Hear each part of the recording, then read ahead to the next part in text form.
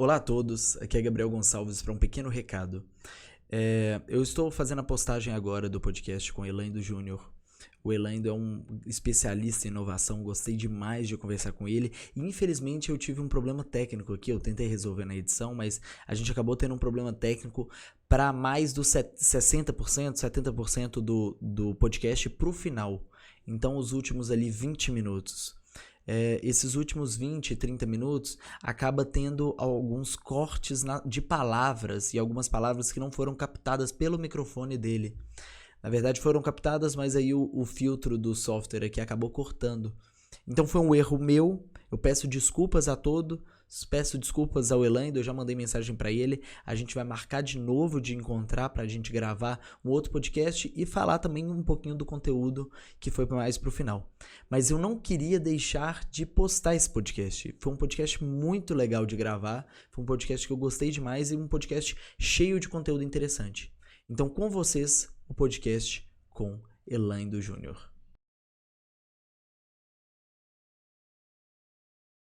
Olá a todos, é um prazer imenso estar aqui gravando mais um episódio do podcast Gabriel Gonçalves Live. Depois de uns bons 2 meses aí de atraso, peço desculpa a todo mundo que está acompanhando a gente. E eu tô aqui com a presença especial do Elaindo Júnior, mais conhecido como Juninho, que trabalha com novos negócios e parcerias na Fundep. E eu gostaria que você se apresentasse para o pessoal. Bacana, já começou bem, acertando no nome aí, que é complicado, né? Prazer, Gabriel. Pô, uma honra estar aqui com você. Vamos trocar ideia aí. E, bom, meu nome, apesar de ser difícil, é muito fácil encontrar, muito fácil a gente trocar ideia por aí. A gente, que nem estava conversando, já te vi em algum lugar aí no sistema de inovação aí. O Juninho fica mais fácil, né? Fica mais fácil. Antes de você entrar na sua história... Eu sei que você tem uma história sobre seu nome, né? Qual que é? De onde que vem seu nome? Qual que é a história, assim, não é um nome que... muita gente acha que casado, tipo assim, pai inventou, mistura de mãe com pai, vó com avô, um negocinho, não é nada disso. O mesmo nome do meu pai, por isso Júnior, né? Mas história com o meu nome é um pouco do que... Um dos motivos de a gente estar aqui, a gente vai conversar sobre várias coisas do que eu tenho trabalhado, do que me motiva a estar aí com... negócio de parcerias na Fundep, mas tá dentro da inovação aí. Porque teve uma vez que, quando eu era muito novo, eu tava, sei lá, 6 anos, por aí, questionando meu pai sobre o meu nome. Pô, imagina um filho com o nome desse pra entender de onde que veio isso com o pai, né? Do mesmo jeito que todo mundo tem dúvidas, eu já tive um dia. E assim, não tem uma história sobre o nome, mas eu assim, tenho muito orgulho do meu nome, por ser o mesmo nome do meu pai. E tava conversando com eles um dia assim, poxa pai, o nosso nome é tão diferente, tem ninguém além de nós dois que tem esse nome, realmente, se for jogar aí pode ter máximo 1 ou 2, mas não é um nome comum. E eu conversando com ele falando assim, pô, seria tão legal se daqui a um tempo, daqui a alguns anos, outras pessoas também tivessem o mesmo nome que a gente, Elaindo. Eu acho que para isso eu tenho que fazer muita coisa importante para que o mundo inteiro saiba do nosso nome e outras pessoas possam colocar o nome dos filhos deles de Elaindo. E aí é uma coisa que eu levo pra minha vida toda, que meus pais, os dois estavam no carro quando a gente conversou sobre isso, e eles falaram assim, não, filho, você não precisa preocupar em fazer coisa importante e fazer coisa grande. Seja uma boa pessoa para quem vai estar ao seu redor, que você já vai ser lembrado e reconhecido como uma boa pessoa. É isso que você precisa cumprir como missão. Então, lógico, a gente sempre pensa quando criança em ser astronauta, era esse o meu sonho, em fazer história.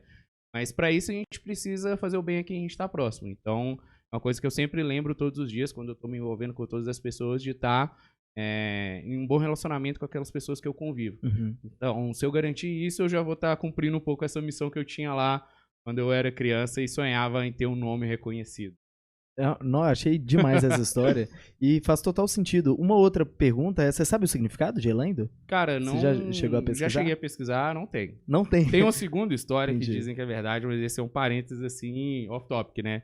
Meu pai fala que a minha avó foi levar lá pro batismo e queria que chamasse Evandro. E quem foi lá foi o padrinho do meu pai para levar esse nome. Tem que ele tava um pouco chapado, um pouco bêbado, alterado. Diz que ao invés de falar Evandro, ele falou Elaindo e ficou. Não sei se a história é real ou não, se é só zoeira de família em história de Natal, mas é a explicação que me deram, cara. Não, que bacana. O pessoal imagina que é algum significado, nada disso. É a história que eu tenho é essa. Bacana. E qual que é a sua história? Assim, de onde que veio essa motivação sua quando criança de querer fazer essas coisas grandes e como que ela se manifestou hoje em dia? Eu já dei um spoiler um pouquinho, aí a gente já vamos começar da história desde pequeno mesmo, que é essa mesma época aí, com 5, 6 anos, você começa a ter inspiração e pensar no que você quer ser quando crescer. E o meu sonho era ser astronauta, era ser cientista. Parece que é bobeira, mas eu sempre falo que, mesmo jeito que as pessoas se espelhavam em grandes nomes, eu espelhava em grandes nomes como Dexter e Jimmy. Eu demais. Super me identifico. Que eram os meus Jimmy Neutron e Dexter eram inspiração mesmo. Eu brinco com minha irmã, que eu espelhava no Dexter porque ele tinha uma irmã enjoada igual aqui, sacanagem com ela. E aí eram cientistas que eu me espelhava. Pô, eu queria ser cientista. Era esse o meu sonho desde novo. Engraçado, eu também tinha essa vontade. Não, e era assim, não era só cientista. Pra mim era físico, meteorologista, engenheiro. Era tipo assim, todas as áreas possíveis, sabe? Queria ser cientista daqueles malucos que tem um laboratório em casa e ser da NASA e ir pra Lua. Esse é o meu sonho de criança. Que massa. E aí fui crescendo, fui realmente com essa pegada mais científica mesmo, e depois já entendendo um pouco mais das ciências e querendo descobrir a cura do câncer. E por aí esses sonhos estavam nessa ordem de grandeza, assim, né? E sempre gostei muito, tive afinidade com matérias também de biologia, química, e aí eu entrei no curso de bioquímica.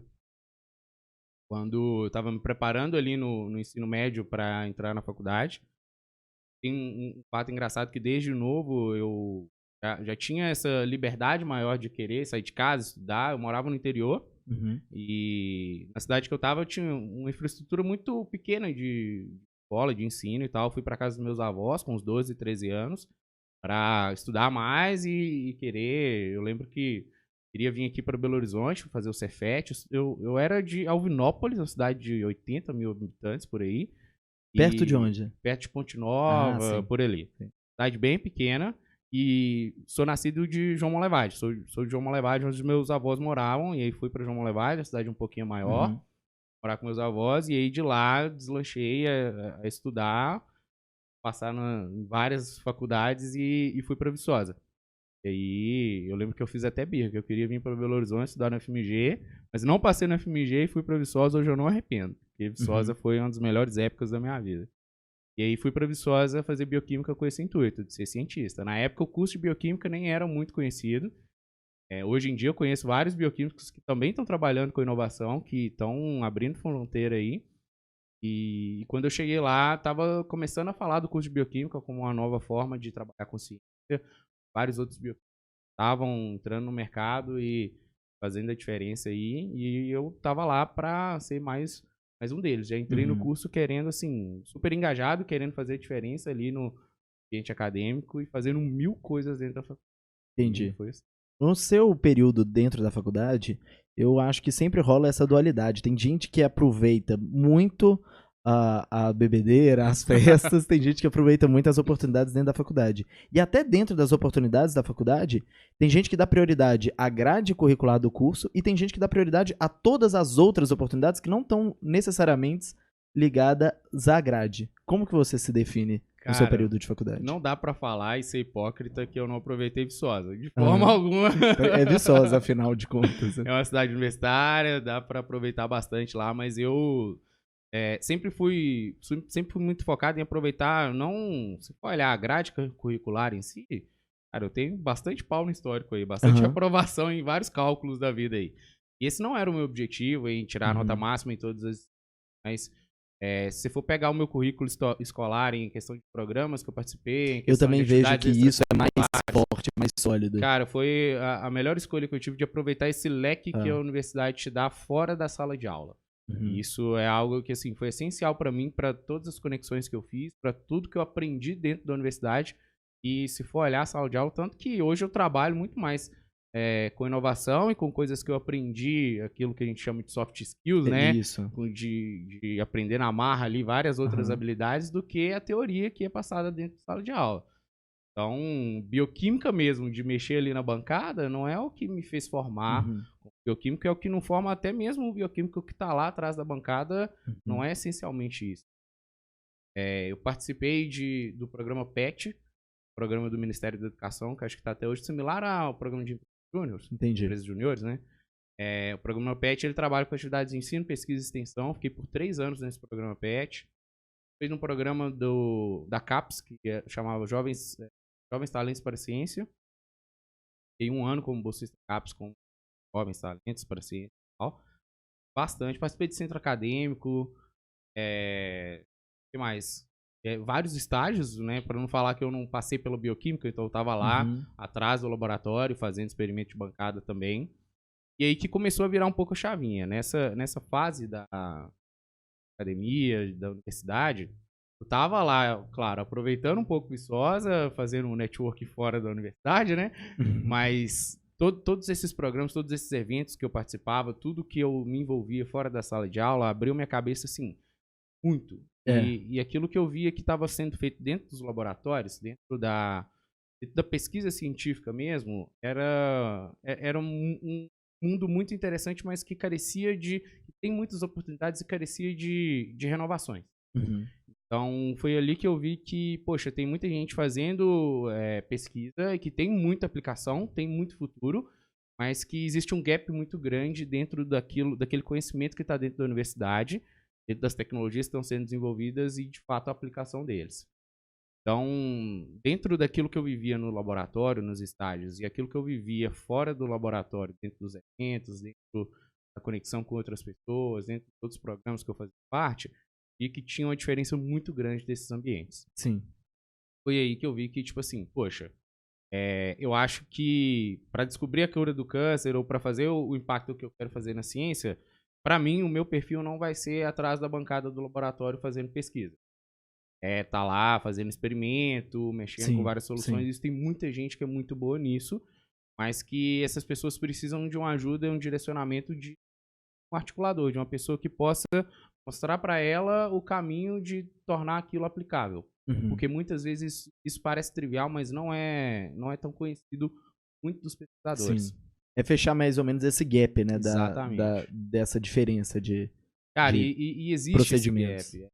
O gap, ele vem sendo trabalhado, tem muitas iniciativas bacanas, mas quando você vai conversar com pessoas que estão muito especialistas dentro daquela área da ciência, poxa, e é normal isso também, né? Já é tão difícil fazer ciência no Brasil, exige um conhecimento tão aprofundado para você fazer novas descobertas, para ter chama de um estado da arte, né? A fronteira do conhecimento mesmo, não é trivial. E além do pesquisador ter esse pensamento de se especializar naquela doença, e naquele termo técnico, ele ainda tem que pensar como pode se tangibilizar para fora. Ter essa dupla jornada. Então, ali eu vi que, tipo assim, poxa, eu posso atuar nessa parte de conexão. Foi aí que eu comecei a conhecer a inovação como ponte para isso. Sim. E ela, dentro da universidade, ela funciona, tem vários pontos a ser melhoradas, como essa ponte em construção que vem sendo, como esse caminho de conexão. Sim. E aí eu comecei a trabalhar na incubadora de empresas lá em Viçosa. Viçosa tem um núcleo que chama Centev, que é o parque tecnológico, incubadora de empresas. Existe um centro de inovação ali para poder fazer essa ponte. Tem até alguns cases de sucesso lá de pessoas que saíram da universidade, se tornaram empresas, começaram a trabalhar dentro do parque tecnológico lá e depois transferidas para outros. Então eu vi aquilo ali como tipo assim, pô, no futuro isso que tem que ser o caminho da ciência, assim, para quem quer realmente tirar o conhecimento da bancada e de fato levar as pessoas da sociedade. Tinha um exemplo muito grande lá, 2 exemplos lá de Viçosa que eu me espelhava muito para, pô, muita gente consegue ter esse caminho também. E uma empresa lá, um pesquisador, ele trabalhava com identificando propriedades do urucum.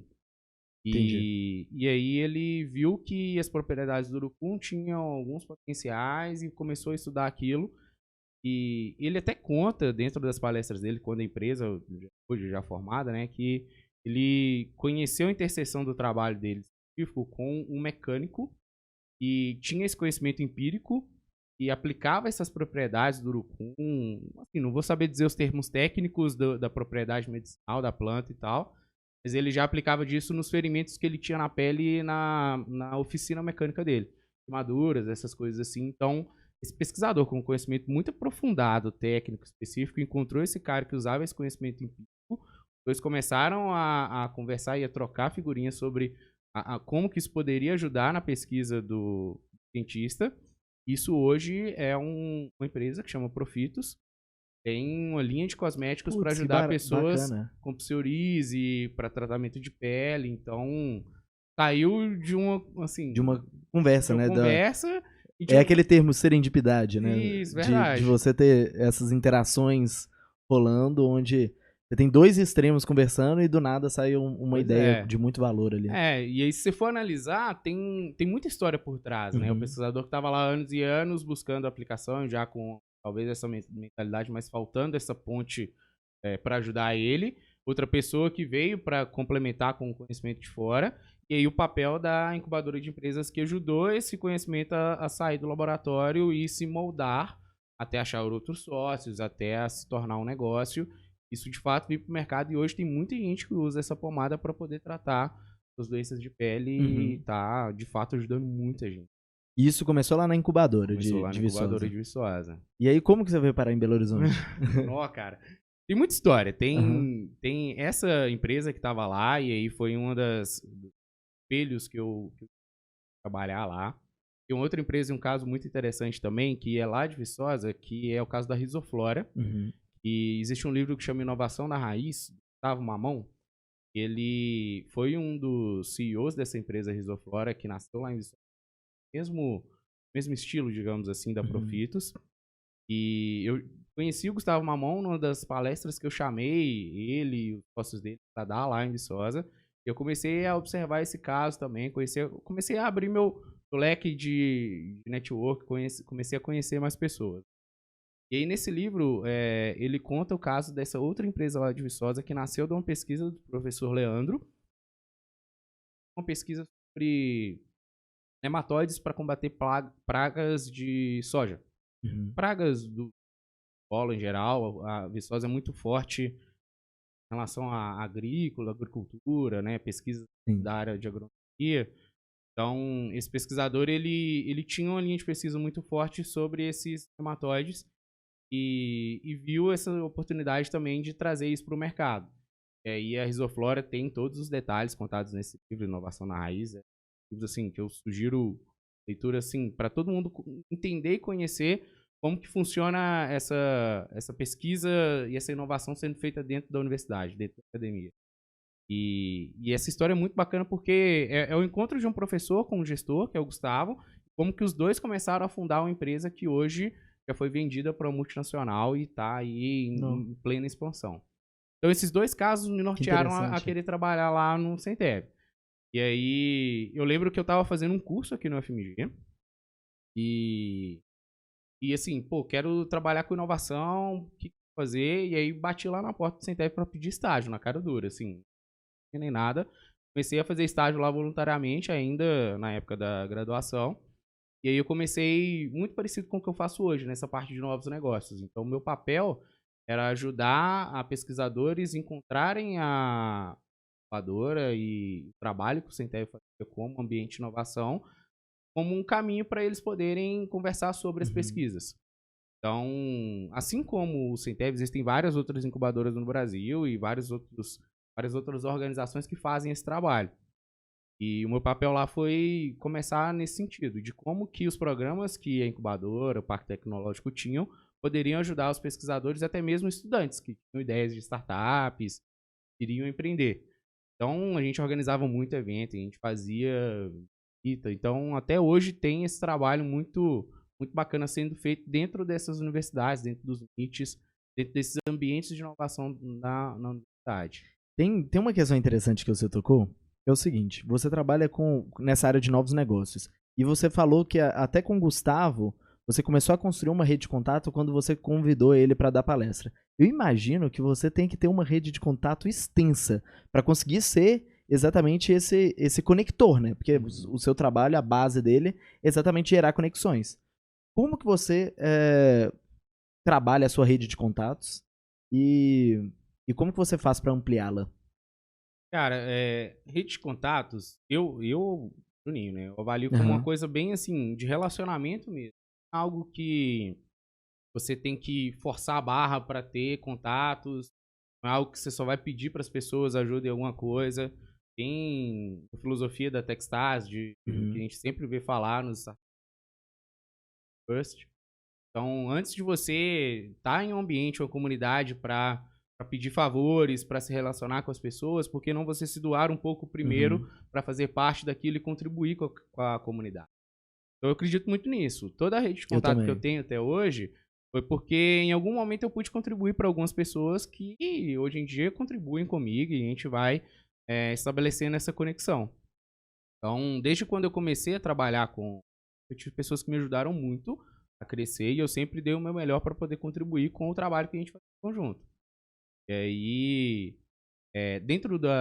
voltando assim, né, lá na incubadora eu tive excelentes pessoas que trabalhavam lá e que hoje, por exemplo, a gestora que eu trabalhava lá na incubadora está na CAT, uma das melhores incubadoras do Brasil, trabalhando com inovação e que hoje a gente tem um relacionamento super bom porque a gente trabalhava junto.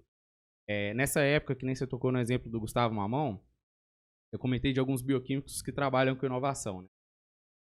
Várias das referências para mim foram bioquímicos que hoje estão na Willinka. E eu cheguei a trabalhar na Willinka há um tempo atrás. E aí, nessa época que eu estava na incubadora organizando eventos, eu via a Willinka como uma referência para mim a Ana, que é CEO da Willinka, já foi bioquímica, passou pelo meu curso. O Mikael, que está na Willinka hoje, passou pela Natura, já foi bioquímico, assim, meus vovoteranos, né? E aí eu tô assim, eu tenho que colar nesses caras pra né, eu chegar perto deles e me desenvolver também. Então, na época que a Willinka tava fazendo vários dos trabalhos, eu chamei eles para irem pro Inovar, que era um evento que a gente fazia lá em Viçosa, e aí já comecei a fazer conexão com eles, já comecei a ter contatos. E assim, sem pretensão nenhuma de um dia trabalhar na Willinka. Mas através desses contatos e do relacionamento que a gente teve, assim, como bioquímicos que trabalhavam com inovação, independente do trabalho que eu fazia no Centev e eles aqui.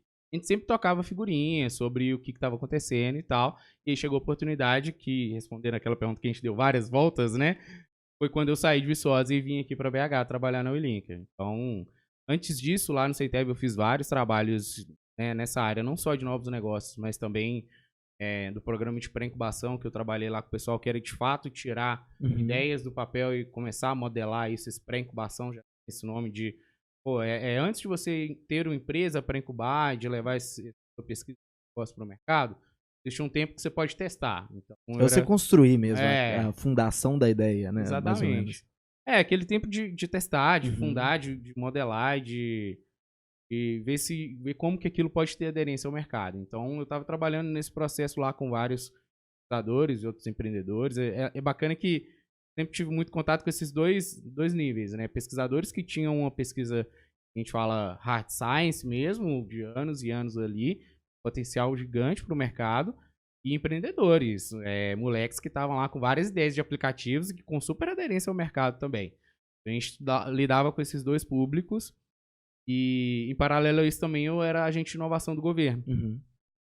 Um programa aqui de agência de inovação do Estado de Minas que pegava pessoas que estavam movimentando o ecossistema local e empoderava essas pessoas para poder multiplicar as comunidades. Cresce o ecossistema aí que foi algo muito bacana. Então, tava assim, fazendo o que eu gosto e ralando pra caramba. E chegou o momento que eu concluí esses dois projetos, a pré-incubação lá no Centev e o projeto de agente de inovação, e vim aqui para o Willinka. Ah, não, perfeito. Você já deu o segue aí perfeito para a pergunta que eu vou fazer. Você falou que você sempre foi essa pessoa que teve o contato muito forte com os pesquisadores, né, hard science mesmo, e com esses jovens empreendedores. E aí era aquilo que a gente estava conversando antes. O que você enxerga hoje sobre as diferenças que a gente tem da inovação na academia, em um extremo, e da inovação nesse mundo de startup? Porque eu sinto que os empreendedores, de certa forma, e essa cultura de empreendedorismo, meio que roubou a palavra inovação da academia, né? E empoderou total, né? Mas como que você enxerga isso, a inovação nesses dois lados? Cara, a gente tem discussões sobre essa palavra inovação, sobre tudo isso, porque a gente teve um boom muito grande de Muito startups e, pô, isso foi ótimo, isso é legal pra caramba. A gente teve excelentes revoluções no mercado trazido por startups que utilizam vários dos jargões que estão moldando as metodologias que a gente usa hoje, várias formas de trabalho, enfim, até mesmo as metodologias. Mas a inovação mesmo é aquilo que a gente fala do conceito de transformar algo novo, algo que seja aplicável e que tenha, de fato, aplicação, tenha aderência ao mercado. Alguém tem que usar e pagar por aquilo. A inovação dentro da academia, ela é algo que ela tem esse trabalho de estado da arte, da fronteira do conhecimento, de poder, né, ter novas descobertas, algo hard science que a gente for mais robusto, mas são poucas aquelas que a gente vê com uma aplicação muito direta ao mercado. Então, a gente tem, claro, inovações dentro do mercado, mas talvez elas não tenham tanta mídia, não tenham tanto barulho igual as startups que a gente porque as startups também são 100% desde o início orientadas ao mercado, né? Exatamente. E a ciência, ela nem sempre. Ela pode partir de um objeto de estudo, ciência básica, de entender melhor um microorganismo, entender melhor um objeto. Então, beleza, eu quero estudar isso para analisar, para detalhar melhor isso, e a partir disso pode surgir outras aplicações e pode ter um direcionamento. Então, esse exemplo que você deu é muito interessante para ilustrar isso mesmo. Nem sempre a pesquisa já é orientada à aplicação do mercado.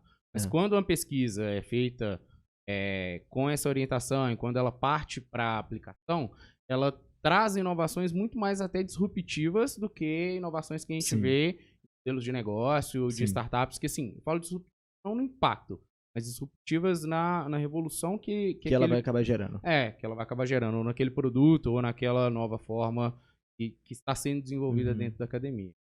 Então, tem essa diferença, mas é bacana a gente ver, igual o estudo que a gente tem acompanhado de vários tipos de inovações que existe, que não necessariamente só as inovações em desenvolvimento de novos produtos são aquelas que, de fato, trazem resultado para a aplicação, para a sociedade. O que a gente viu e está acontecendo muito é que inovações em modelo de negócio, inovações em experiência de usuário, formas de canais em relacionamento com o cliente, processos, estão trazendo muito mais resultados para resolver os problemas das pessoas do que o desenvolvimento de inovação em novos produtos.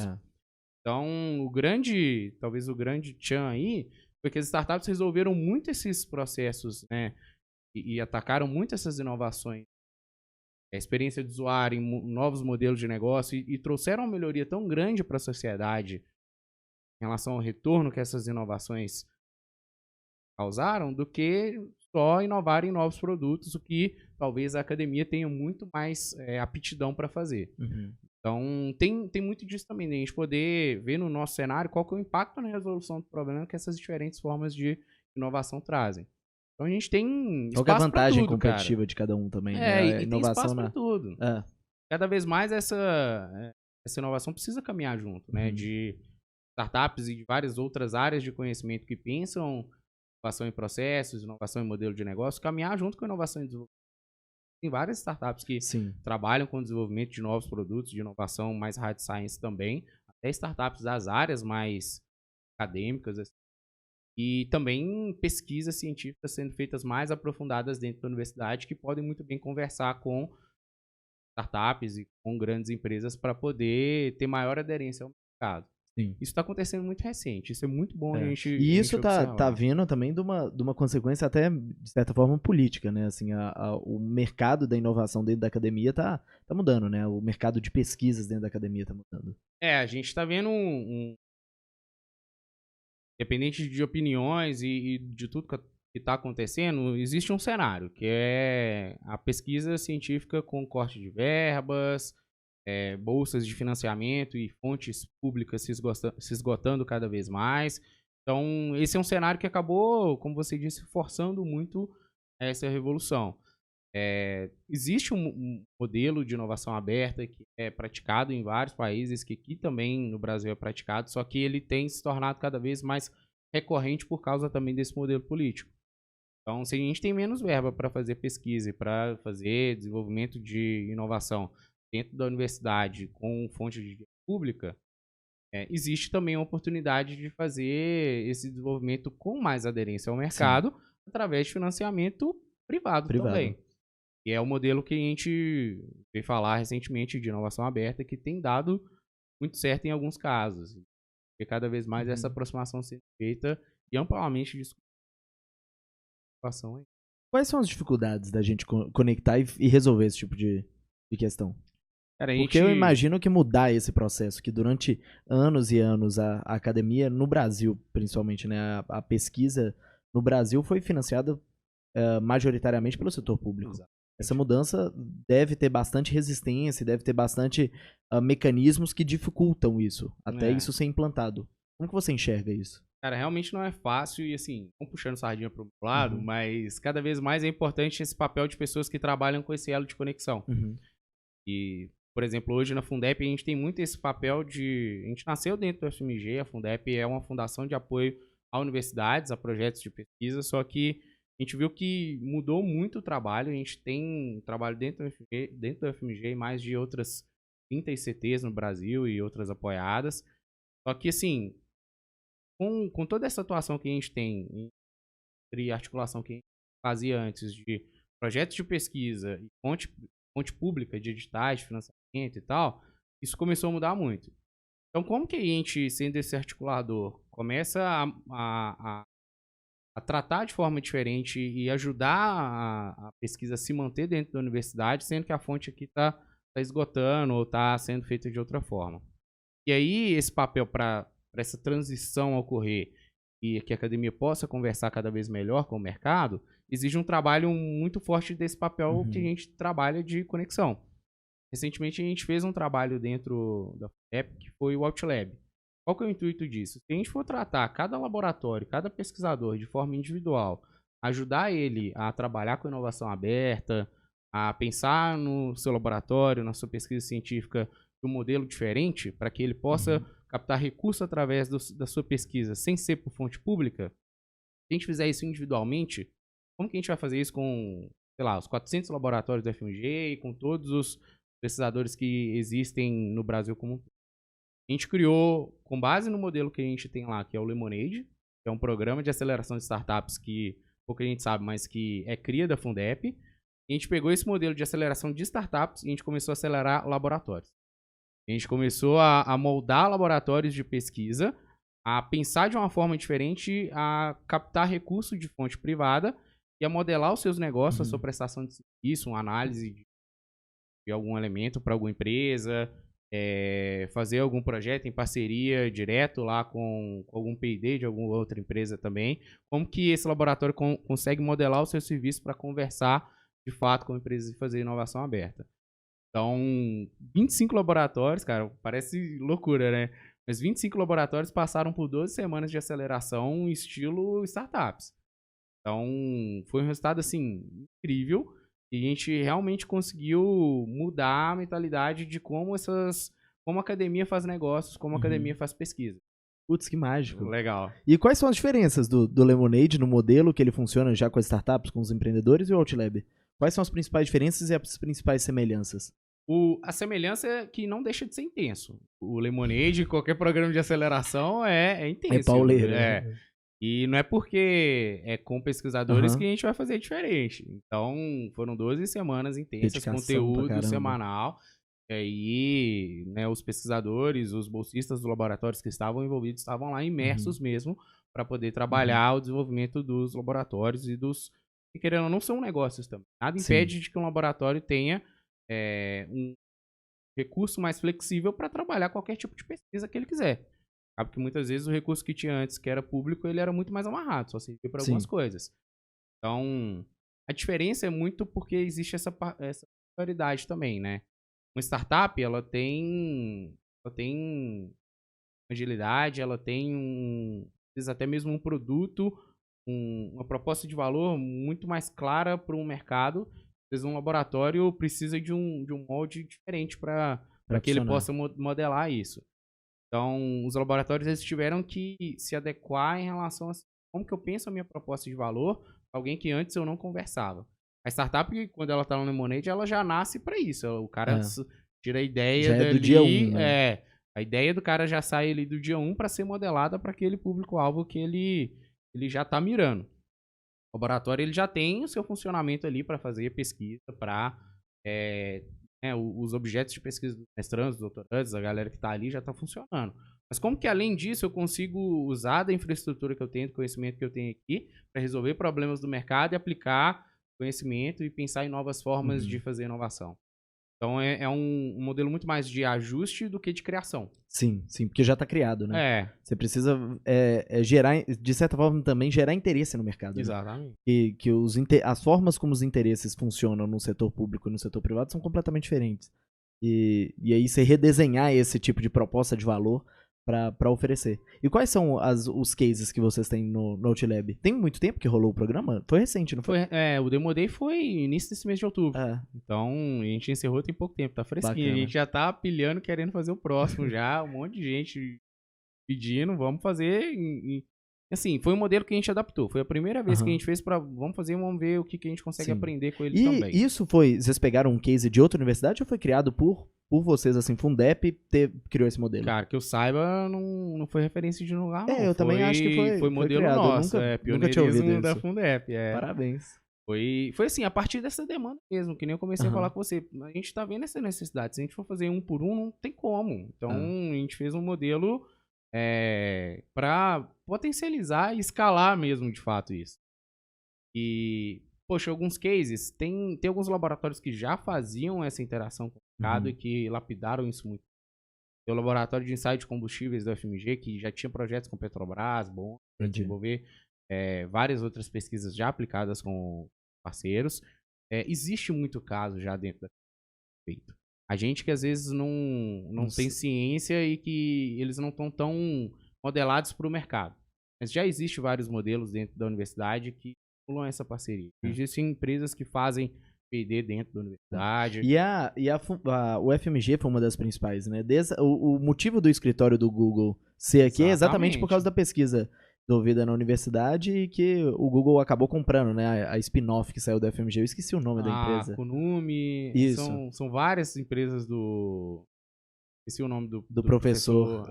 Eu esqueci o nome dele também. São várias desses casos que estão aqui dentro da UFMG. Inclusive essas bolsas do Google que financiam todo esse trabalho aqui passam pela Fundep. Então a gente é essa grande gestora de recursos e que cada vez mais quer alimentar esses novos projetos de esses novos modelos de trabalhar com P&D. Aí voltando para o Outlab. Qual que é os cases que você vê maior mudança? O que aconteceu? Tem, por exemplo, cases que estavam em transformação e que agora estão muito mais preparados para o mercado. Caleb, que é um laboratório que vai ser implementado agora para tirar pesquisas Ele é um laboratório para trabalhar com pesquisas em fase de escala para o mercado. Tem o Ideia Real, que é como se fosse um laboratório maker também para poder ter essa relação com empresas e ter essa interação dentro de quem para fazer esses movimentos makers e ter essa aplicação. O Smart Sense é um dos grandes exemplos, só que ele também já tinha interação, só que foi bem mais rodado no divisor de águas dele também para melhorar essa interação dele, que já tinha interação antes, mas laboratório que mexe com inteligência artificial e monitoramento, por exemplo, eles estão com um trabalho com empresa que mexe com... chama Maxtrack, a empresa, que ela mexe com monitoramento de grandes frotas, assim, de caminhão e tal. Então, eles estão montando um software, um sistema que consegue identificar se, por exemplo, o motorista está com sinais de sono ou não, e isso dá relatórios para a empresa para saber como que está o transporte daquela carga e para a empresa acompanhar tudo isso. Então, são várias pesquisas, vários produtos que têm uma aplicação muito grande, cara, e consegue colocar todo mundo para ter mais contato com o mercado. E que não dá para ficar só preso dentro da universidade, né? A grande vantagem, assim, o grande lado positivo dessa mudança, dessa corte de verbas é exatamente isso. E agora, os mesmos projetos que antes, e isso a gente tem muito caso disso, né? Da pesquisa ser feita, a pesquisa ser finalizada, aí você publica alguns papers e ele morre, nunca mais tem aplicação no mercado. Então, conversando diretamente já no desenvolvimento, você garante que isso vai sair dali e já vai ter uma aplicação real, né? É um modelo que a gente vê que facilita. Claro que, sim, existe um grande receio de que, poxa, a gente agora vai só fazer pesquisa para empresas e a gente vai, né, tem várias discussões que são muito pertinentes a esse momento.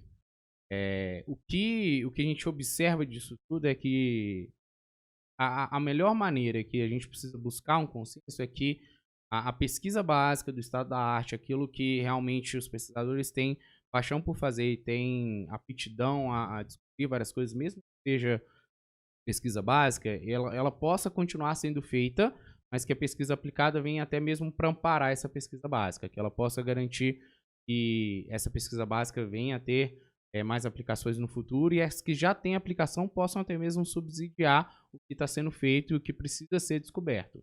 Então a gente precisa ter um balanço entre isso, que é algo, né? é algo que eu acho que se a gente caminhar bem com isso, vai ter um movimento muito melhor do que a gente. Esse modelo que você acredita que é o futuro da pesquisa no Brasil? E eu, Juninho, particularmente, é o que eu vejo como equilíbrio. Porque eu acho que esse é um grande problema, né, do modelo, é que nem todas as pesquisas, e quando a gente olha para trás, isso acontece muito frequentemente, né?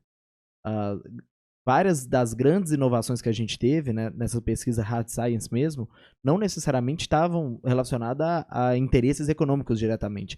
Muitos resultados de pesquisa acontecem meio de maneira aleatória, né? Meio de... dentro do estado da arte ali, dentro do dia a dia do pesquisador, de observar os fenômenos da natureza, os fenômenos de cada objeto, ali surge muita coisa. Exato. E tem um valor muito grande. Claro, exatamente.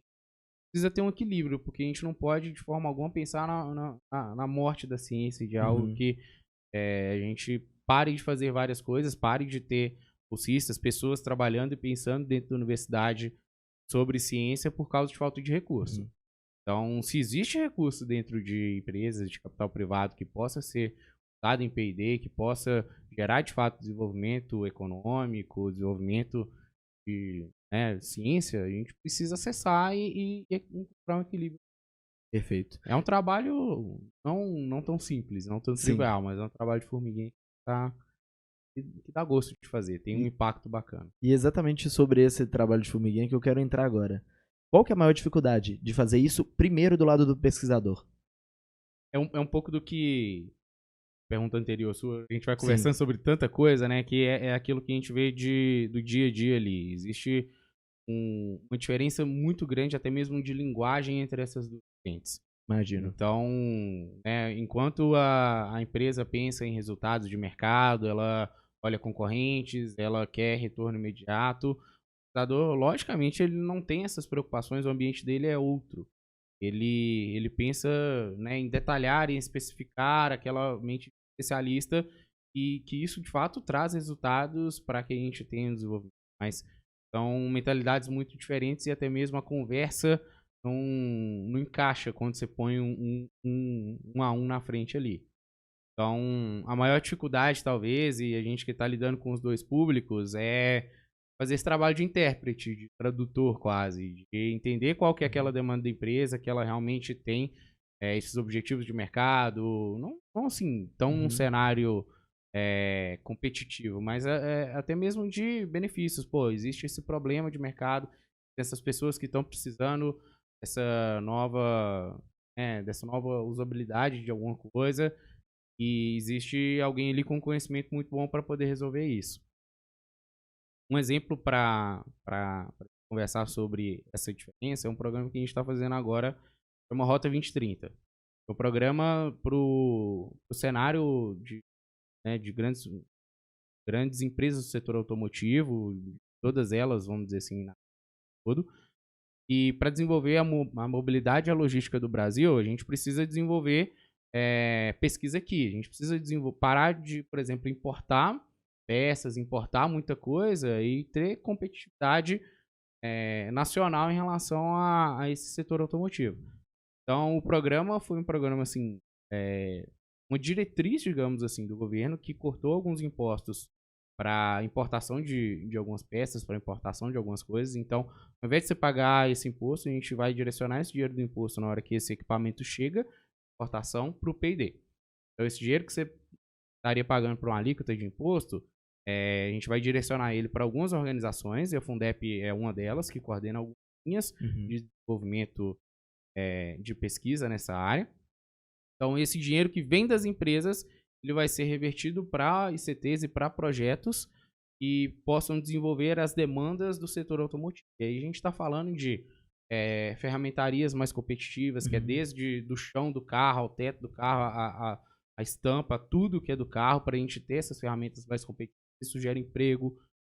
Quantas pessoas estão sendo demitidas de grandes empresas do setor automotivo por causa de várias crises? Hoje em dia é muito mais fácil para uma empresa importar coisa da China do que ter gente trabalhando dentro da empresa aqui para poder produzir. Isso afeta a vida de muita gente. Então, como que a gente pode ter, por exemplo, pesquisa sendo desenvolvida para a gente parar de importar e começar a fazer aqui?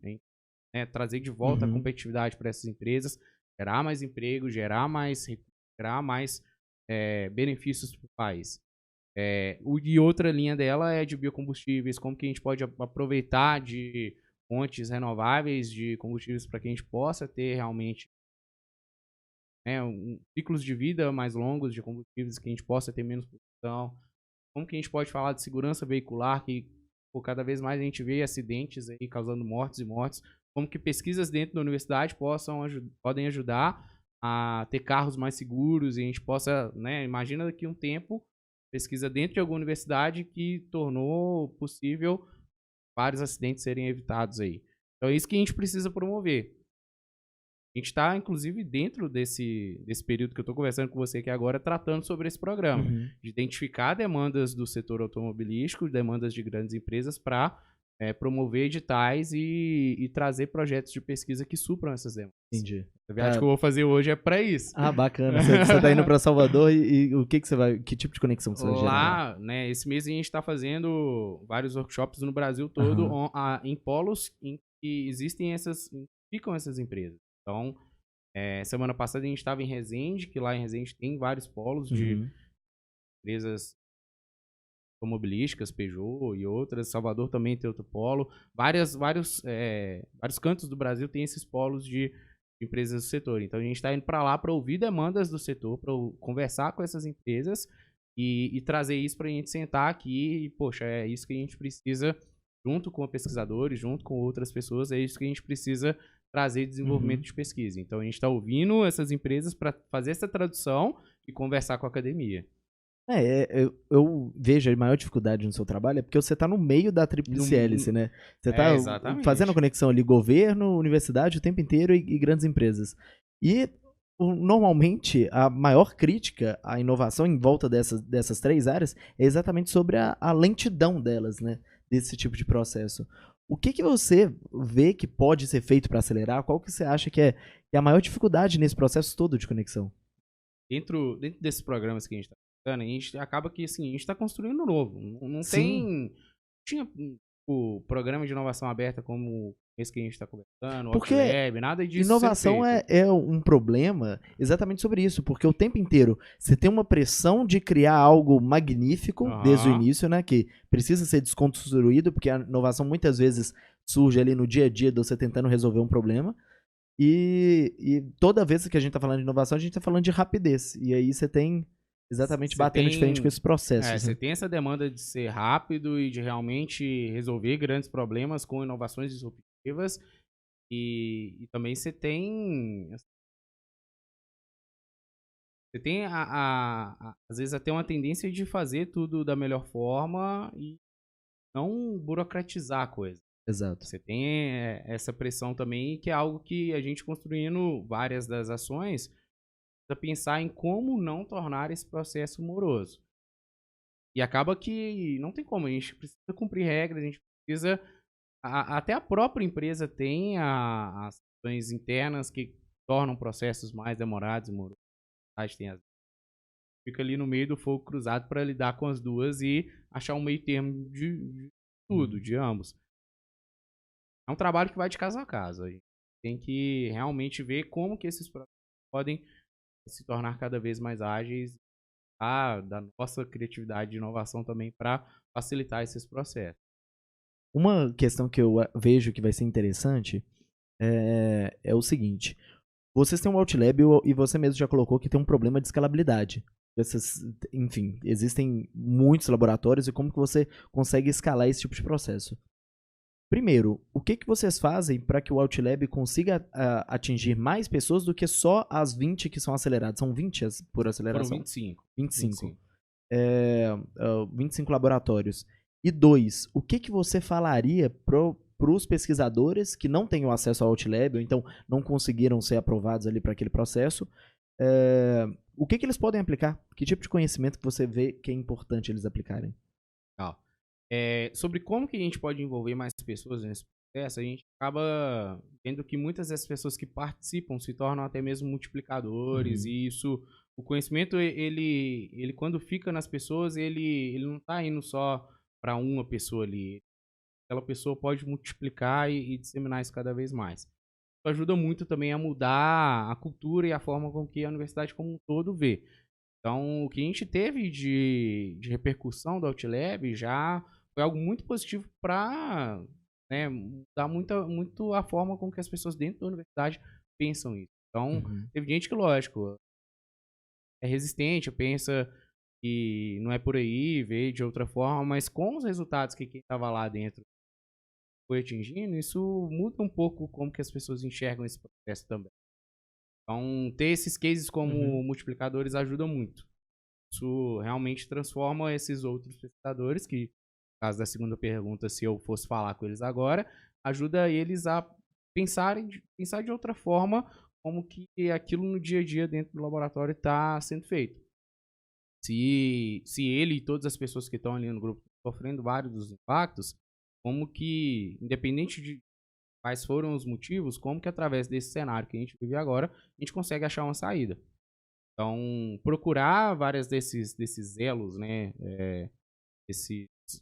essas organizações que trabalham nesse meio termo do caminho aí, no meio da tríplice hélice, como que elas podem ajudar esses pesquisadores. Então, NITs de cada universidade, as incubadoras, fundações de apoio, como o caso é a Fundep, e vários desses programas de empreendedorismo acadêmico que existem dentro de várias universidades hoje, e eles têm como ajudar muita gente.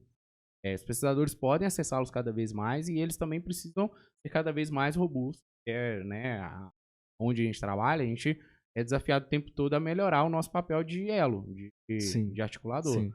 Então, como que cada vez mais a gente pode receber pesquisadores e melhorar esse processo? Então, é algo que, assim, existem iniciativas que antes não eram pensadas igual o Outlab e agora a gente tem elas. Existem iniciativas que ano que vem eu não sei quais vão ser, mas que a gente precisa já pensar nelas. A gente precisa realmente criar um novo cada vez mais. Sim, sim. Uma outra questão, aí agora a gente falou do lado da academia. Agora eu quero ir mais para esse lado de startup, para esse lado de jovens empreendedores. E eu queria fazer uma confissão. Eu tô dando aula desde o início do ano, eu tô dando aula numa escola de ensino médio aqui em Lagoa Santa, experimentando a ideia de colocar no próprio ensino médio aulas de empreendedorismo. Então, desenvolver projetos junto com os alunos e auxiliá-los para que eles consigam ter assim, um comportamento empreendedor e pensar mais com um olhar de inovação, um olhar de mercado. Isso desde cedo eu acredito que pode gerar uma mudança muito grande na trajetória deles. Eu vejo isso como mágico. Mas, de certa forma, eu acho que o mercado está meio de saco cheio, vamos dizer assim, de startup, dessas palavrazinhas, startup, mindset, inovação, aí vem o mercado de coach, aí vem empreendedorismo de palco, e aí vai colocando tudo no mesmo balaio e fica uma coisa bem chata mesmo, onde fala-se muito sobre inovação, mas pelo menos na minha opinião, pouco inova na prática. Então é muito ir em evento e palestrar e pouca mudança mesmo acontecendo. Resultado, efetivamente. O que você enxerga com relação a isso? Com esse turbilhão de mídia e de tudo que tem se falado, exige cada vez mais as pessoas saberem filtrar tudo isso. A gente não pode, assim, achar que por causa de todo esse bafafá, de todos esses termos, de a gente tá cansado de ouvir isso, e às vezes acabar prostituindo também Exato. as startups, termo de inovação e várias das outras coisas que tem um fundamento bacana, que a gente Uhum. consegue pegar esse conhecimento e tudo isso que trouxe de revolução e aplicar. Mas também não é tudo que está sendo falado que é legal. A gente, o mercado, ele sabe filtrar pelo resultado. Não tem jeito. Sim. Então, se aquilo de fato resolver um problema, independente do nome que for dado, se é startup, se é mudança de mindset, o que for, se aquilo resolve um problema de fato, aquilo traz valor para quem está usando. Então, acho que independente do nome, a gente precisa pensar nisso. Trazer valor da forma que for. E a gente achar um jeito. Esse trabalho que você faz, por exemplo, é muito independente do nome, de empreendedorismo, de inovação, ajudar as pessoas a pensarem em como que elas podem Exatamente. trazer valor para a sociedade e realmente E fazer o que a um gente trabalho precisa prático, acreditar. é isso que eu busco o tempo inteiro. Porque Legal. empreendedorismo é uma coisa que você não aprende em livro. Nossa, de forma nenhuma. É uma E coisa nem bem prática, palestra, nem e palestra, nada disso. Você só aprende no live e fazendo. Aprender, assim, lógico que a gente vai ouvir casos muito interessantes em livros, em histórias sendo contadas, e isso pode inspirar muito, mas não pode ficar só na fase de inspiração. É meio que um repertório, né? Qualquer área criativa, você precisa ter ali a sua experiência, mas você não vira um compositor só tocando música dos outros. Não. Então é meio que é legal você saber várias músicas, enfim. Mas pra você criar o seu próprio negócio, você precisa estar ali na prática. Exatamente. Então, tipo assim, pode ser que em vários momentos de você estar ali colocando a mão na massa, você ouvir alguém falando sobre a sua experiência, ler algum livro que às vezes tem alguma sacada de alguém que já passou por isso, vai te ajudar muito. Mas se você estiver ali, de fato, aplicando alguma coisa. Eu já tentei empreender, já falhei várias vezes, já dei a cara a tapa, mas eu vi que, tipo, isso é preciso para aprender. Exato. Então, e se deu certo ou não, às vezes não foi o momento, mas que passar por esse aprendizado prático foi essencial para que eu soubesse de muita coisa que só aquela vivência me ensinou. Então, é muito do que passar para essas gerações, eu acho que é necessário. E ter essa experiência prática vai te ajudar a entender melhor como que solucionar, de fato, os problemas das pessoas acontece. Como que isso é de verdade. Não é só aprender sobre ou outra, ou ver alguém que realmente resolveu o problema do mercado falar sobre como ele fez. Exato. Então, você saber como ele fez é interessante. Se você puder ter a oportunidade de fazer de alguma forma algo parecido, algo que você tenha vontade, é melhor ainda. Então, cara, eu acho que a gente não pode limitar. Quem quer se colocar à prova e testar, empreender, e quer resolver algum problema, vai lá, cara. Cria sua startup. Eu também vejo que é isso. Tem espaço para tudo. Isso pode acabar, às vezes, até saturando o mercado, o ouvido de quem tá recebendo isso. Eu acho que é inevitável. É inevitável. Mas se a gente tem pessoas... É como um funil mesmo. Né? A gente precisa ter muitas pessoas tentando resolver o problema do mundo, para que algumas delas passem no funil e dê certo no final, para que a gente tenha poucos casos de sucesso. Então, eu particularmente não acho ruim a gente ter a boca do funil. Eu acho que até para o mercado que está saturado às vezes isso, tudo bem. Toda opinião de que quanto mais gente tentando resolver o problema, melhor. Se isso vai dar certo ou não, independente de como essa pessoa está lidando, ela aprender às vezes com o erro dela, e o mercado é o que vai dar a resposta. Então, eu não sei se você já ouviu falar de um livro chamado Antifrágil. Esse ainda não. Nassim Taleb. Depois dá uma olhada nesse livro. E é exatamente esse conceito o que ele trabalha do topo do funil cheio na área de empreendedorismo e um pequeno gargalo, né, lá embaixo, saindo poucos casos de sucesso. O que ele fala é muito legal, o conceito dele. Ele trabalha, assim, ele começa falando sobre fragilidade. E o que a gente considera como frágil? Esse copo, por exemplo. Se eu soltar ele aqui, ele acaba quebrando. E aí ele pergunta, qual que é o contrário de frágil? E aí eu faço essa pergunta pra você. O contrário de frágil é algo muito rígido, robusto. Exato. Enfim. E essa é a pergunta intuitiva que 100% das pessoas fazem. E aí ele vem de uma outra ideia. Assim como o contrário do negativo é o positivo e não o neutro, o contrário do frágil não é o robusto. ou seja, o que se mantém intacto, mas sim aquele que cresce frente ao caos. Que legal. Então, assim, se eu pegasse esse copo, jogasse no chão e ele virasse 3 copos, tem aquele conceito da hidra, da mitologia grega, que você corta uma cabeça, nasce 2. Enfim, e aí, beleza, você fala assim, beleza, muito lindo, o termo antifrágil, então, é isso. Agora, qual que é a aplicação que você tem nisso? Uma das aplicações que ele coloca sempre esse conceito em volta, pelo menos a forma como eu li tudo, em volta do conceito de seleção natural mesmo. Você precisa ter um caos ali aplicado, você precisa ter mutação genética, você precisa ter várias gerações que não vão sobreviver para que algumas consigam prosperar. E é o mesmo conceito que você aplica no empreendedorismo, nessa área de startup, principalmente, que é empreendedorismo de base tecnológica ou de base de inovação.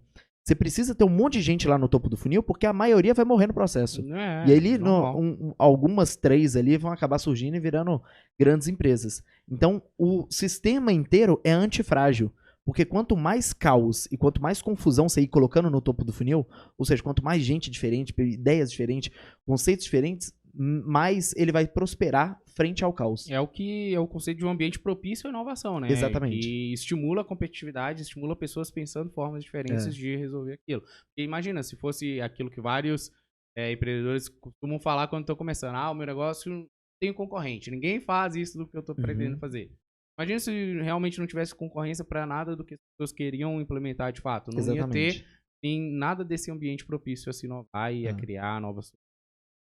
Então, e a competição é uma referência de comparação, né? Sim. Assim, você precisa oferecer uma proposta de valor pelo menos melhor do que o do seu concorrente. Mas ainda assim tem um custo para você mudar. Então você precisa ser, vamos dizer aí, uns 10%, 20% melhor do que seu concorrente para que a pessoa consiga bancar esse custo de mudar. Então sem concorrência não existe isso. E é muito disso. Essa revolução, esse bilhão de coisas no apps, inovação como de forma geral, precisa saber abstrair também coisas boas e como que separa aquilo que é mais blá blá blá, mais gente se aproveitando disso esse caos, né? Que lógico que vai ter gente querendo mostrar resultado sem resultado, querendo envolver pessoas em processos que não tem embasamento nenhum, mas que existe um ambiente que tem espaço para as pessoas tentarem. Então, estou a favor dessa filosofia. Minha opinião é muito dessa, de que, cara, se você tem a oportunidade e a vontade, não se recue, não se fragilize a tentar. Existe oportunidade, sim, para que, através do conhecimento, eu falo em todo lugar que eu vou, dentro da universidade, se não for pessoas que têm um conhecimento privilegiado, querendo ou não, para resolver os problemas que a gente tem, quem vai ser? Exato. Então, se não for as pessoas que estão dentro da universidade, aproveitando de um ambiente propício a se aprender e a se desenvolver várias coisas que tem, querendo ou não, a gente não pode reclamar de barriga cheia, cara. A gente tem suporte pra caramba pra gente desenvolver muitas das coisas que precisa desenvolver para resolver o problema. Então, se não forem essas pessoas que têm essas armas na mão para resolver esses problemas, quem vai ser, né? E essa é a maravilha do capitalismo, né? Você coloca, de certa forma, que você tem problemas a serem resolvidos. E você, de alguma forma, tem que selecionar quais são as melhores pessoas para resolver esses problemas. E por que não serem as pessoas que têm mais conhecimento e são mais competentes? E na maioria das vezes é isso que acaba acontecendo. Você ter esse sistema de competição acaba gerando exatamente isso. As pessoas que conseguiram resolver os problemas melhores são as pessoas que estão prosperando. O sistema ele é muito propício. A gente só tem que também ter cuidado a como que a gente propicia oportunidades para que todos possam ter acesso a esses, Exatamente. Né, a esses recursos, tanto de estrutura intelectual que seja, para que elas possam ter a oportunidade de realizar seu sonho. O impacto que elas querem na vida dos outros e nas próprias vidas.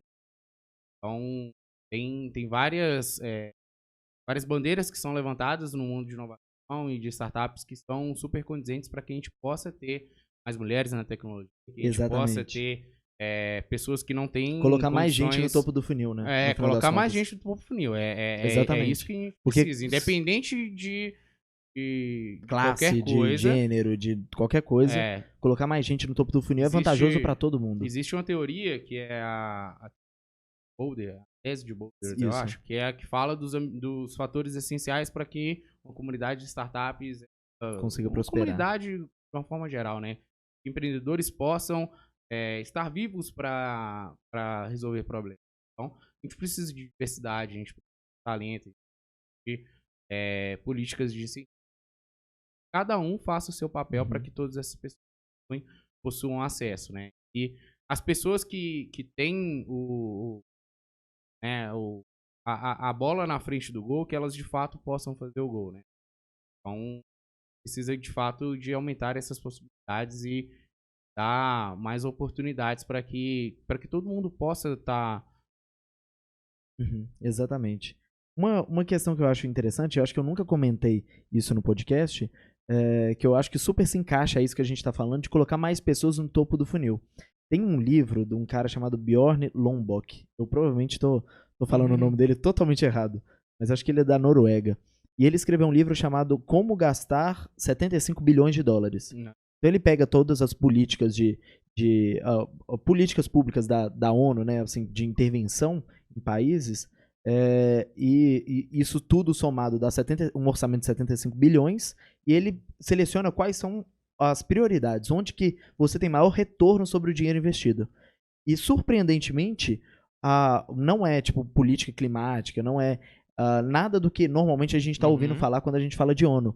É principalmente nutrição infantil. Não. Porque quando você consegue garantir que uma criança até 5 anos de idade tem uma boa nutrição, ela não vai ter dano de inteligência relacionado àquilo. Porque se ela não tem uma boa nutrição até os 5 anos, ela acaba perdendo a capacidade intelectual de pensar. E isso é irreversível. E aí, quando você consegue resolver esse problema, é aquilo que a gente está falando. Você consegue colocar mais pessoas no topo do funil. Você consegue colocar mais gente trabalhando e tendo ideias e trabalhando com inovação. Bacana. Não conhecia essa teoria também não. E realmente faz sentido. E a gente precisa também detalhe que é um funil, lógico. E a gente tem que pensar que pessoas não vão passar nesse funil. Exato. E que é natural que as pessoas muitas vezes não tenham aptidão ou então aquilo não tem aderência no momento do mercado, mas como que essas às vezes até mesmo boas ideias possam tornar pessoas que passaram por esse processo cada vez melhores. Exato. Então, dentro daquilo que a gente começou a conversar, do que gosta de estar ali disseminando a inovação, que está fazendo aqui agora, conversando sobre o empreendedorismo, e incentive as pessoas a fazer parte desse processo para elas se tornarem pessoas melhores. Porque quando você pensa em resolver o problema de alguém, em ver alguma tecnologia que seja, ou pensar em modelo de negócio, você está pensando não só, eu acredito, né, de, quero ganhar dinheiro, ficar rico com essa startup, mas que você realmente pense em como que aquilo que você sabe, aquilo que você quer desenvolver pode ajudar as pessoas que estão ao redor, inclusive você mesmo, resolver de fato uma dor da sociedade. E aí o equilíbrio disso tudo traz a vida como, né, o que a gente leva dentro do mundo, né? Então, acho bacana a gente ver o empreendedorismo uma forma de empoderar pessoas, de ajudar o país e de toda a sociedade a viver de uma forma melhor. Então, acho que tem espaço para todo mundo, para as pessoas que vão passar pelo funil e desenvolver grandes inovações, para aquelas pessoas que não vão estar dentro desse funil também e participar das revoluções que a gente vive de uma forma assim, como pessoas melhores. Exato. Tem várias das frases que tem mais um aqui, o professor Alfredo, que é uma pessoa que está lá dentro fala, a única certeza que a gente tem é da mudança. Então, se as pessoas estiverem cientes de que a gente vai estar passando por várias mudanças e de como que eu posso tornar uma pessoa melhor através delas, a gente vai ter, de fato, melhores pessoas trabalhando no mundo e fazendo melhores coisas no mundo. Então, pode parecer bobeira, mas sempre nos papos que a gente tem, a gente vai acabar refletindo sobre um desses papos cabeças filosóficos, mas que, cara, de fato fazem sentido. Poucas vezes a gente para pensar nessas coisas e são, querendo ou não, coisas que norteiam a gente para o que a gente faz. Exato. Porque já é muito difícil, né? A gente tá falando no funil que a maioria das pessoas não vão passar. E você entrar nesse tipo de funil que é extremamente competitivo e tem alto risco de dar errado, apenas buscando dinheiro é muito, muito tenso, sabe? É uma questão que às vezes não se mantém. Quando você tem um propósito ali por trás, e propósito é outra dessas palavras que viraram. Mas é bem isso, eu acho que é a palavra certa para ser usada. Quando você tem um propósito por trás, fica bem mais fácil, né? O processo fica muito mais prazeroso. E aí eu queria te perguntar, qual que é o seu propósito nesse trabalho inteiro? Vamos abraçar a filosofia aqui. É muito do que a gente conversou, né? Eu me vi como alguém que pode ajudar nesse papel de articulação, de ajudar pessoas a melhorarem a sociedade, a transformar suas ideias em coisas aplicáveis através da inovação. Eu como meu propósito, eu tenho o desejo e o papel de ser cada vez um elo melhor para ajudar essas pessoas. Só de impactar a gente fala de ajudar pessoas a se tornarem pessoas melhores através do empreendedorismo, mas também de me tornar uma pessoa melhor para ter cada vez um elo melhor, porque o mundo precisa disso. A gente precisa que governo, empresas, empreendedores, pesquisadores se conversem cada vez mais para que a gente possa usufruir de benefícios que vão ser gerados ainda e sabe quais são. Mas que a gente precisa que sejam gerados, a gente precisa. Então, dá muito prazer ver várias pessoas, assim como eu, trabalhando para tornar a inovação de fato um caminho para melhorar a vida das pessoas, e eu quero ser uma delas, assim, com um papel cada vez mais relevante. Parabéns, porque... Mudamos aí um pouco de propósito e sonho, a gente falou um pouco das duas coisas, né? Sim. E parabéns exatamente por essa forma como você coloca o propósito, porque o seu trabalho, eu vejo, eu posso estar olhando de fora, talvez eu esteja errado, mas eu acredito que deve ser um trabalho bastante difícil de fazer essa conexão, fazer esse elo, e com resultados muito grandes, porque a partir do momento que você consegue fazer esse elo, você está basicamente liberando recursos criativos, você está liberando mais inovação. Então, é como se você estivesse trabalhando com a exponencialidade da inovação. Você é o cara que está ali mexendo a colher para fazer a inovação acontecer. Então, parabéns mesmo por esse propósito. Acho que é um propósito muito nobre. Eu nunca tinha feito essas analogias, mas achei legal. E às vezes são resultados que, parênteses aqui, às vezes são tem gente trabalhando nesse caminho de inovação e de fato a gente precisa. E é difícil a gente ver o impacto que a gente tem na vida desses empreendedores. Pessoas que passam pelos projetos que a gente faz, Então, cada evento que a gente vai para um novo negócio, ou um programa de aceleração de startups que dá o melhor para aquela pessoa desenvolver aquilo que ela está pensando, aquele até mesmo sonho do pesquisador. Então, um pouquinho que você faz ali pode refletir em um benefício muito grande. Fui convidado recentemente para um casamento de um casal de empreendedores que passou de um programa que eu atuei, foi o Varejo Inteligente. E lá era um pouco desse papel também de conexão. A gente tem varejistas que têm uma mentalidade muito tradicional, muito fechada, que precisam e querem aprender mais sobre como é inovar dentro do tradicional. Tem vários empreendedores de startups, por outro lado, que têm ideias fantásticas para revolucionar o varejo e tem muita coisa boa para conectar com o varejo que sofre transformação. E a gente fez esse programa justamente para fazer a conexão entre esses dois mundos. Startups e empresários tradicionais, como eles podem se conversar. E dentro desse programa, eventos de conexão, eu ajudei esse casal de empreendedores a validar o negócio deles e a conseguir um número muito grande de pessoas para usar da plataforma que estavam desenvolvendo. E eu de que eu tinha proporcionado algo tão grande assim para aqueles empreendedores que ajudaram muito aqueles empresários tradicionais, que ajudaram muito aqueles funcionários daquela empresa tradicional, querendo ou não, todas as pessoas que usam desse ciclo, né? E eu fiquei, muito surpreso quando eu recebi o comportamento desses empreendedores e reconheceram um pouco desse papel de elo que a gente faz e que a gente não tem nem ideia de que pode beneficiar gerar muita tanto gente. Impacto, né? E qual que é o seu legado? O que você gostaria de deixar no mundo?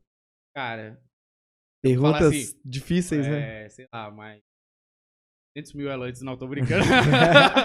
Voltando naquilo que a gente conversou, né? Não, o meu legado não é ver muitos elandos por aí, pessoas que... Eles têm que crescer exponencialmente. Tem que ter. Você tem 2 Até agora, depois é 4. A próxima geração vai ser 4 Elandos. E eles, cada um tem que fazer alguma coisa Nossa, forte. Que isso, cara. Daqui a Não. pouco você tá 1 bilhão de Elandos no Não mundo. eu acho que não é por aí esse legado, não. Até porque é um nome um pouco complicado. Não sei se o pessoal vai gostar muito de Quem aderir sabe? essa moda, não. Quem sabe daqui a algumas gerações é Gabriel que tá raro e Elando Elândio que tá dominou o bombando. mundo. Sei não, tá? Acho difícil, cara. Mas não, brincadeiras à parte, não é esse legado que eu desejo. Eu acho que é, independente do trabalho, ver cada vez mais o impacto dessas inovações esse ano. E eu queria mesmo comunicar é de que, independente de eu, o articulador principal, ou qualquer outro programa, qualquer outra forma de articulação, possa ajudar a gente a usufruir daqui no futuro próximo. Inovações que estão surgindo agora e que precisam dessa articulação. Então, se eu puder deixar esse legado e fazer parte de alguma forma dessa, ótimo. Uhum. Se eu puder ajudar outras pessoas a serem articuladores também, perfeito. Eu quero fazer parte dessa mudança, mas assim, mesmo que eu não seja protagonista, posso usufruir delas daqui a um futuro. Fantástico. Eu queria ficar conversando mais, eu tenho um voo pra Não, pegar vamos lá. agora. Muito obrigado, Cara, cara. valeu. Prazerão conhecê-lo. Eu queria te dar um espaço agora. Pode deixar a sua mensagem aqui, se você quiser deixar suas redes sociais, alguma coisa do tipo. Ah, bacana. A gente que trabalha com ação e a gente não consegue, cara, não tem jeito. A rede social a gente usa pra falar de coisa pessoal, mas a gente, meus amigos até brincam, pô, eu vi um post do Juninho, pode saber que é alguma coisa de inovação, algum evento que ele tá indo, alguma coisa assim. Então, eu sou um cara que gosta de compartilhar e querendo ou não, isso ajuda a envolver mais pessoas nesse mundo que, cara, a gente acha que tá no meio, a gente acha que é algo já normal, Exato. mas não é. A gente Ainda que tem muito que trabalha, a gente crescer, tá né? muito dentro de uma bolha ainda. Então, pode parecer trabalho assim, ficar falando muito e, sei lá, pode até ser confundido com pessoas que estão nesse meio de inovação para fazer barulho, mas eu gosto de, sempre que eu posso, trazer mais pessoas para vivenciar esse mundo de empreendedorismo, de startups, de inovação dentro da academia. E é algo que, cara, é uma bolha, não tem jeito, e que a gente precisa, assim, de fato, compartilhar isso com pessoas que não tem, e tem gente pensando e trabalhando para desenvolver melhorias. Acho que quem quiser conectar, eu sou um cara super aberto que sempre que dá para trocar uma ideia. LinkedIn, o nome já é muito Já fácil me facilita. achar. É só procurar Elaine do LinkedIn, Instagram, qualquer rede social. Tô aberto à disposição para que a gente possa fazer projetos junto, para qualquer pessoa que quiser se conectar com. Eu gosto muito dessa palavra conexão, né? Se conectar com o tema de inovação, com qualquer outra coisa antes do bate-papo que a gente fez aqui, estou à disposição. Fechado. Um prazerão. Valeu, cara.